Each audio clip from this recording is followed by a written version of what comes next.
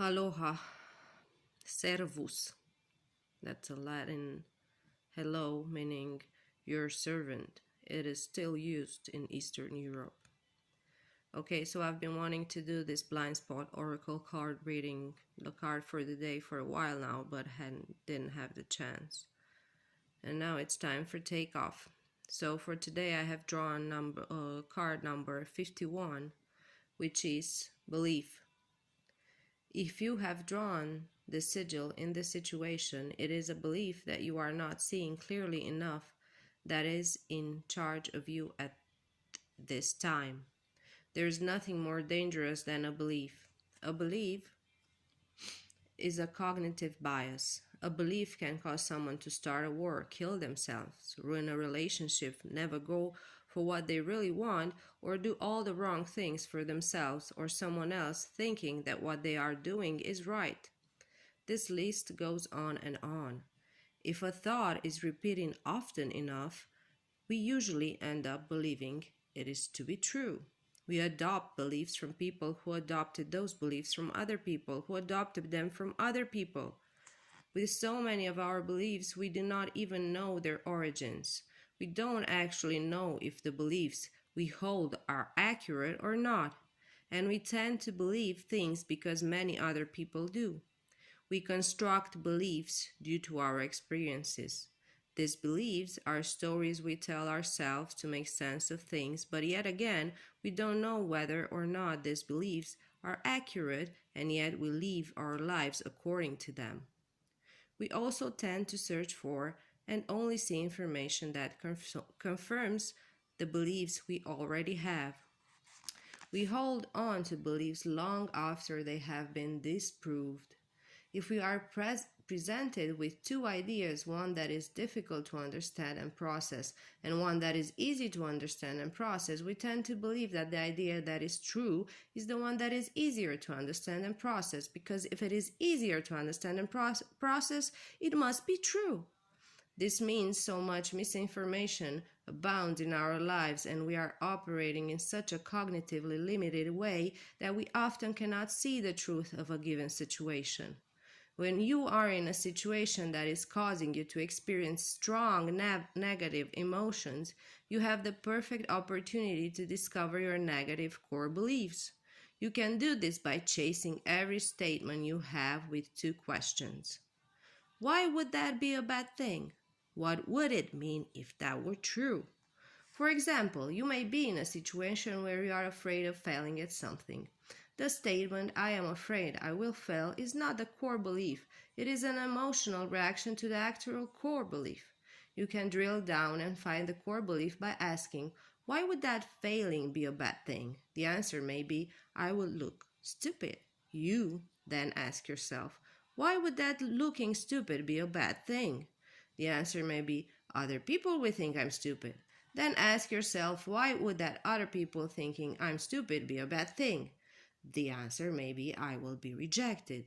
Then ask, what would that being rejected mean to be rejected? To me, if that were true. The answer may be, I will feel worthless and be alone.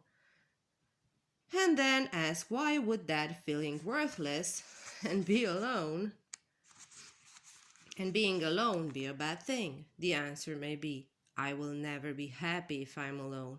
Then link the first statement to the last to see the belief clearly that is currently at play. In this scenario, it would be, if I fail, I will never be happy because I will be alone. The negative core belief in this case is, I will never be happy if I'm alone. And the link is, if I fail, I will never be happy because I will be alone. You have chased down the root of why you are afraid of failing. Often there is more than one layer to a core belief, and it is different for different people. So another person might have the same fear of failing, but they might hold a very different core belief behind it. When you find a core belief within yourself, the belief itself may often sound totally illogical to you. It may even seem ridiculous to your logical mind. It's good when you have this reaction to a core belief because it means that it will be easier to start to introduce thoughts that are the opposite of that belief.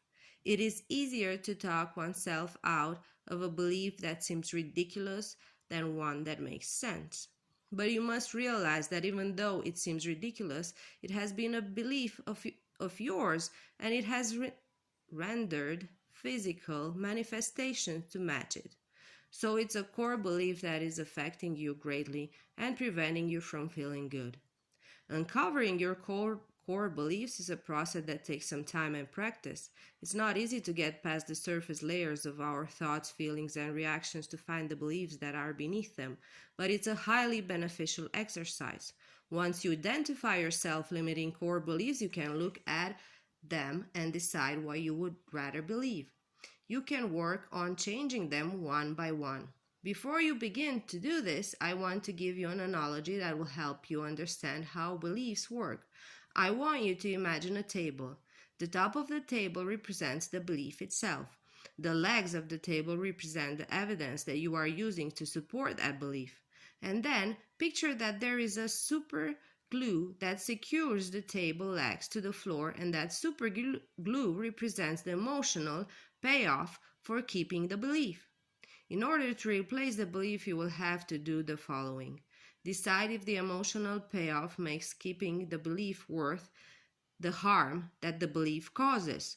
If you decide that the emotional payoff of keeping that core belief isn't worth it, and that you are ready to replace it with a different belief, that decision dissolves the old belief from sticking to you in the same way that you would dissolve superglue, which keeps the legs of the table stuck to the floor.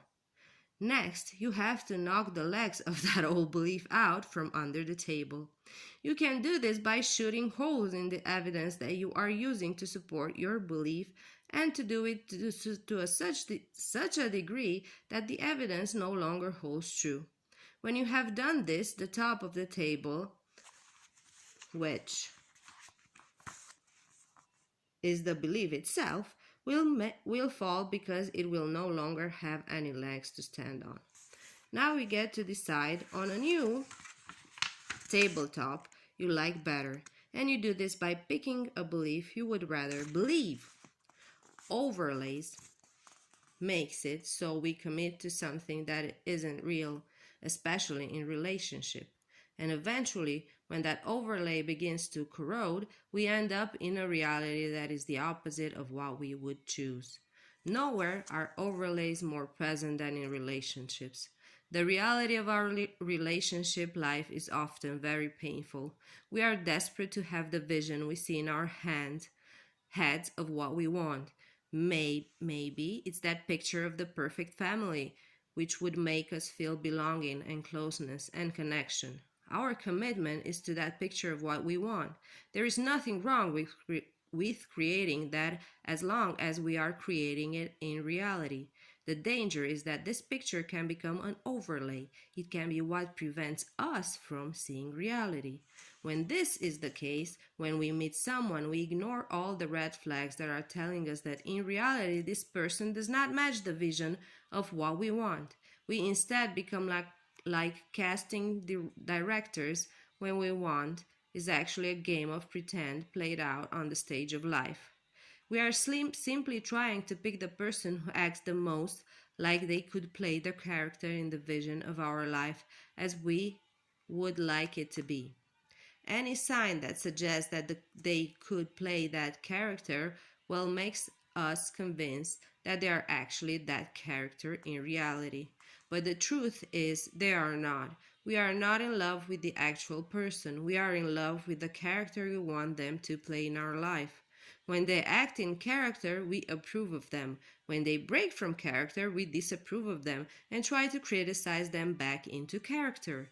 We are often so desperate to have relationships that we also mislead others into believing that we actually are the character belonging to someone else's vision of what they want. We are like chameleons or actors trying to become those characters so we can be loved and wanted.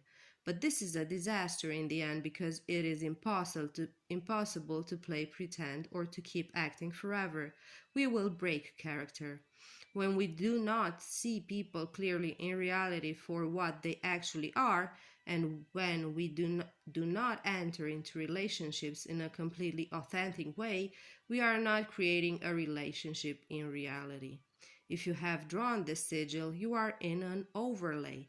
Unless you see the overlay for what it is and see the reality underneath it, you will be unable to make the choices and changes that will manifest what you so desperately want in reality. Now you are just pretending they are happening in reality when really they are fantasy you are living in, so that you do not have to face reality. Okay, so that was something. I wish you a good day. This is Luca from Blog Live the Hive.